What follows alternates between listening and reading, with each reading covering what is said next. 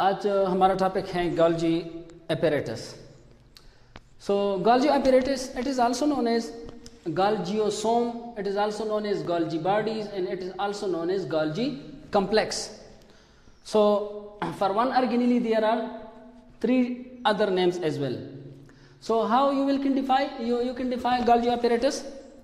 So Golgi apparatus, it is that organelle, that small structure in the cytoplasm that is parallel arranged network of channel membrane bounded organelles. Mean that is that type, ये वो organelle हैं जो सबसे पहली बात तो यह है कि ये पैरेलल अरेंज है और इसमें भी चैनल्स होते हैं, ठीक है।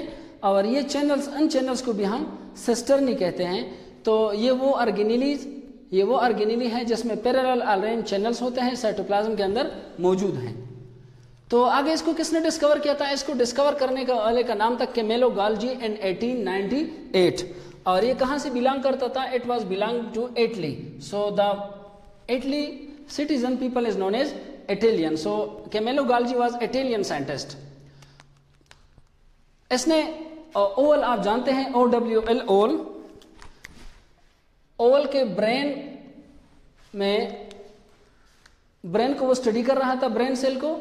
तो अंडर द माइक्रोस्कोप इसको ये चीजें नजर आई कि there is a network of channels. तो कैमेलो गोल्जी ने इसको सबसे पहले डिस्कवर किया और अपने नाम के साथ इसका नाम रखा।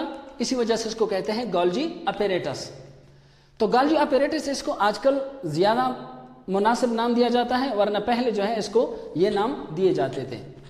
ये कहां पर मौजूद है? ये सारे के सारे सेलों में मौजूद है सिवाय प्रोकैरियोटिक सेल के, स्पर्म के और रेड ब्लड सेल के। आपको बताता चलूं कि प्रोकैरियोटिक सेल जो है इसमें वाहिद एक ऑर्गेनेली होती है जो जिसको राइबोसोम कहा जाता है। उसके अलावा कोई भी ऑर्गेनेली मौजूद नहीं होती।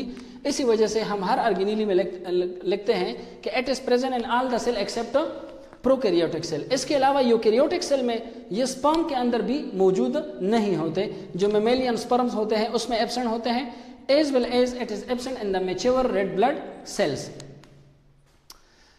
इसके अलावा जो है इसकी तादाद के बारे में अगर बात की जाए तो तादाद जो है ये सिंगल से लेकर अप टू 50 गोल्जी apparatus हो सकते हैं एनिमल सेल के अंदर, ठीक है। और ये एनिमल सेल के अंदर आमतौर पर 50 की तादाद में होते हैं लीवर के अंदर, ठीक है। लीवर के अंदर ये क्यों इतने मौजूद होते हैं?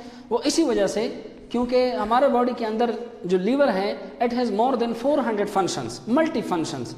तो इसी वजह से 50 तक उसके अंदर मौजूद होते हैं। Hepatocyte cell, the cell of liver is known as hepatocyte cell. Multi dimensional काम करते हैं। तो मल्टी डायमेंशनल काम करने की वजह से इसके अंदर 50 तक तादाद पाई जाती है। और प्लांट्स के अंदर ये तकरीबन हंड्रेड्स की तादाद में होते हैं।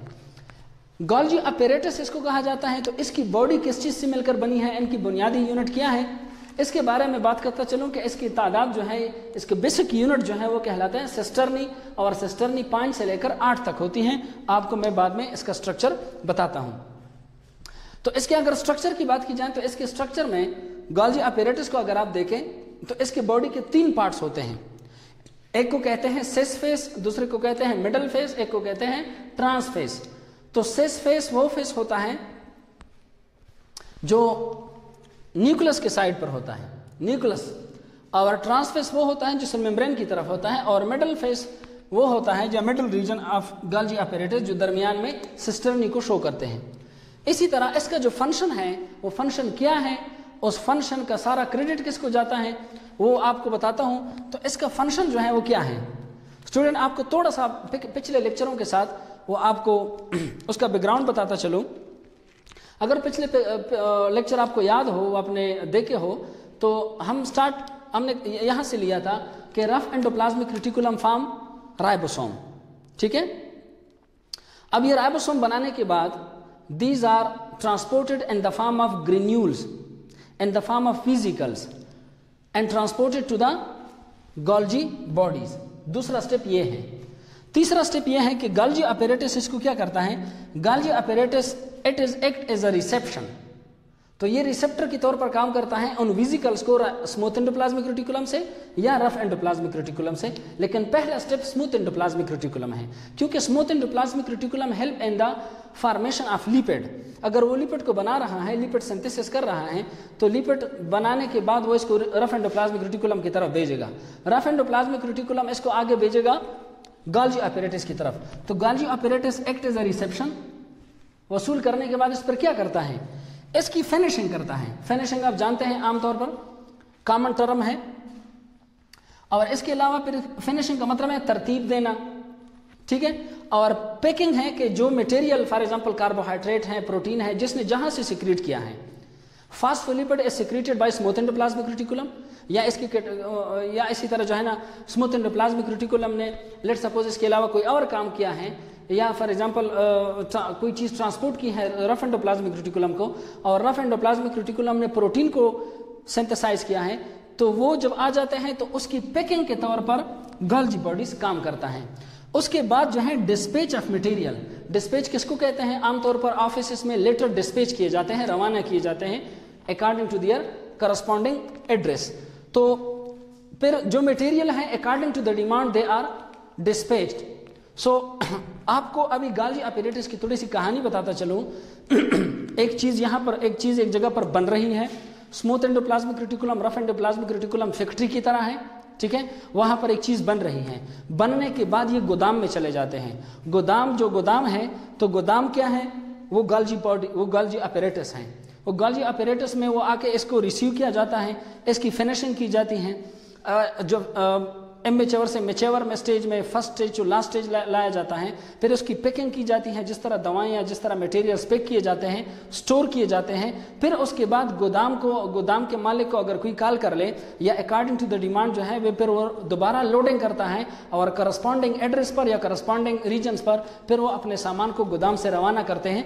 तो गोया सेल जो है ये भी इसी तरह एक छोटी सी दुनिया है, और इसी दुनिया के अंदर भी बाकायदा ऐसे सारे काम होते रहते हैं। तो गोदाम के तौर पर जो काम करने वाला अर्गेनिली है, this organelle is known as Golgi apparatus. तो आप गोल्गी अपैरेटस के स्ट्रक्चर को आप देख लें। गोल्गी अपैरेटस के दो स्ट्रक्चर होते हैं, जिस तरह मैंने बताया, एक सेस फेस है न्यूक्लियस की जानिब, और एक है ट्रांस फेस सेल मेम्ब्रेन की जानिब। तो ये साइड है न्यूक्लियस की साइड, ठीक है, और दरमियान में ये है मिडल रीजन।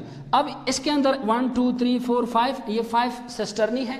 हर सिस्टर्नी के अंदर फ्लूइड पाए जाते हैं, जिसको कहते हैं सिस्टर्नियल फ्लूइड। इस फ्लूइड के अंदर मटेरियल स्टोर किए जाते हैं, जो मुख्तलिफ अर्गेनिली से आते हैं, यहाँ पर आकर गोदाम के तौर पर ये काम करते हैं। That's why Golgi bodies is known as the shipping department of the cell, ठीक है, क्योंकि यहाँ पर चीज़ें जो है लोड किए जाते हैं और स्टोर किए जाते हैं, और फिर जिस तरह किश्तियों में रवाना की जाते हैं, सामान रवाना किया जाता है, तो ये भी इसी तरह काम करता है, ठीक है।